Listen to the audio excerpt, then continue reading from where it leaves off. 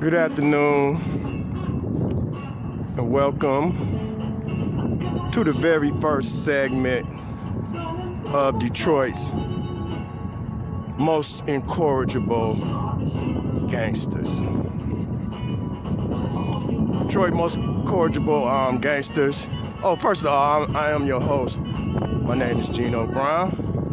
I'm the author of a novel, well, you could call it a novelmentary, called Incorrigible. It's pretty much based upon my life and the life of some of my friends along the way, life about existing within the belly of what came to be known as the prison boom of the 70s, 80s, 90s, and 2000s, where more people were incarcerated ever in the history known to man in any country. And this is America, the home of the free. Yeah, right. And of course, most of those were black, so-called black. And I am here at the old Wayne County Youth Home, where I became a part of, you could say I was a seed, 12 years old, planted into the womb of what will become the prison boom. I am at the Wayne County Youth Home, and this is sort of like the entrance where the police car, they would have you in the back of the police car. This is kind of like where they would bring you in. To my left right here, you see the units, the C units, and then right here you see the N units. Right there, that's 2N, that's the intake unit. Pretty much the police car would take you right around here and take you in and document you, and you would end up on right here, the second floor, right here that they call 2N, till they decided where they was gonna take you.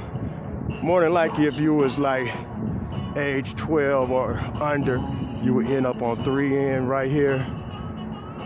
Well, you would end up on 3N right here. Yes, you would end up on 3N. But if you were 13 or older, you would go to 3C, these windows right here you see on the second floor. I eventually made my way all the way up to 6N. You will get that story later on. Right there is 5C, where I personally witnessed a killing, one juvenile inmate to the other. They got the flag waving as if it was justice. Right here is the what is known as the I'm gonna give y'all a close up on this building right here before I move along. See, I'm rotating 360 around this whole old complex. Right here, you'll see I ain't trying to go too far because I ain't trying to let them be all of my business what I'm doing, but you'll see right there, this is the clinic for child study, what we all call the psych building. They would march us over from the living units through the tunnel over here, and we'd see a psych, and they would call themselves evaluating us as if they know. Right in this very building, the psychological justification for what they termed a youth to be incorrigible was determined by psychiatrists, and who would recommend to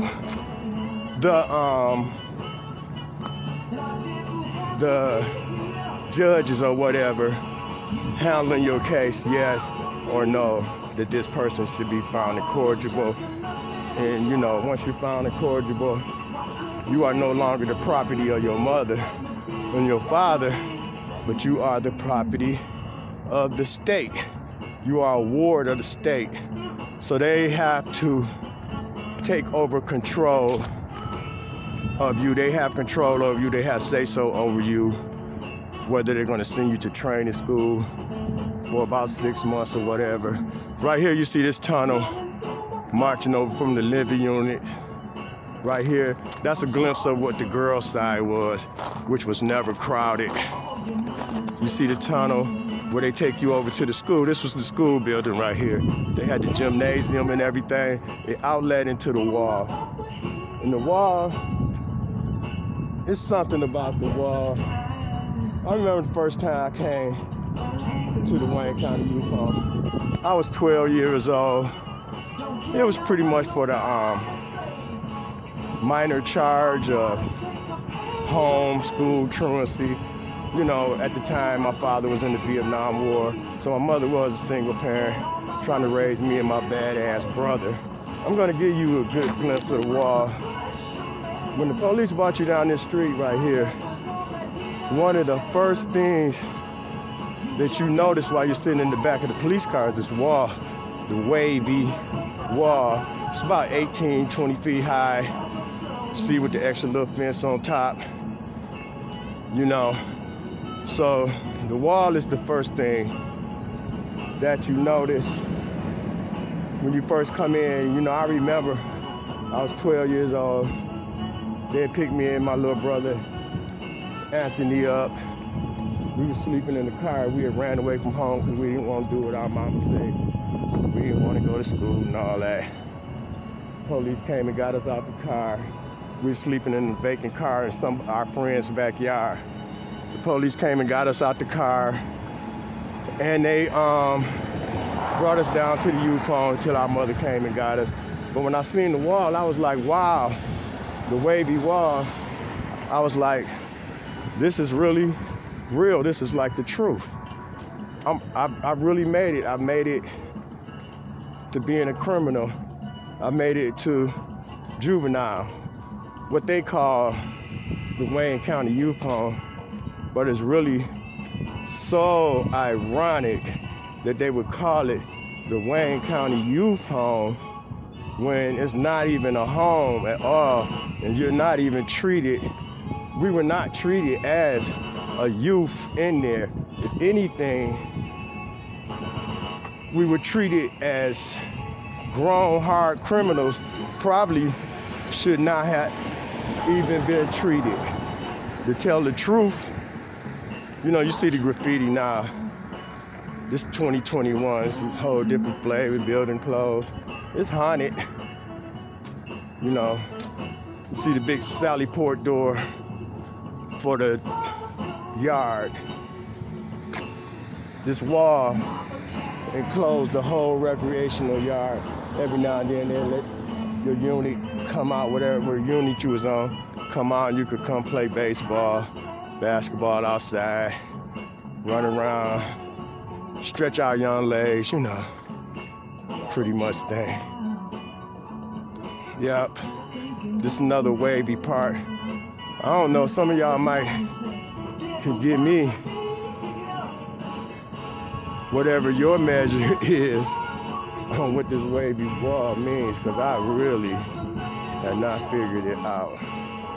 But it means something. You know, maybe it's time to figure it out. So here's a good view of the girls' side. Girls' side was much smaller than the boys' side. The boys had both, see the end, the square part right there, and they had the C part, whereas the girls just had this one little part right here, and they had 1, 2, 3 floors. Of course, boys are much better than girls. We already know that. This is another just flip side of the school building, and the tunnel that they marched us over to the school building in. You know, it's ironic that they got some projects across the street from the old youth home. Really ironic indeed. All the children that's in there, just imagine their imprint that this monument has placed on them. I wonder how many children in these projects grew up and went to prison. It's because they lived in the shadows of this. See the employee entry. Now we approaching the court building. They call it the court building. And this is like really a joke. This is where the decision on the lives of troubled children were made. Most of them black, so-called black. Now that it is tax time again, I'll be calling Asia Mexican Lynch Bay Next Level Tax Service at 313-466-0192. She always got me together for the last 5 years. Asked her about her credit repair. 313-466-0192. Now back to Detroit's most incorrigible gangsters. I'm just going on with a continuation of my first segment. We was talking about the court building where the decisions on a lot of young so-called black males' lives were decided. Children, actually. You know, this is where the legal decision was made to find one to be incorrigible. Once you was found to be incorrigible, you no longer belong to your mom and your dad. You became a ward of the state.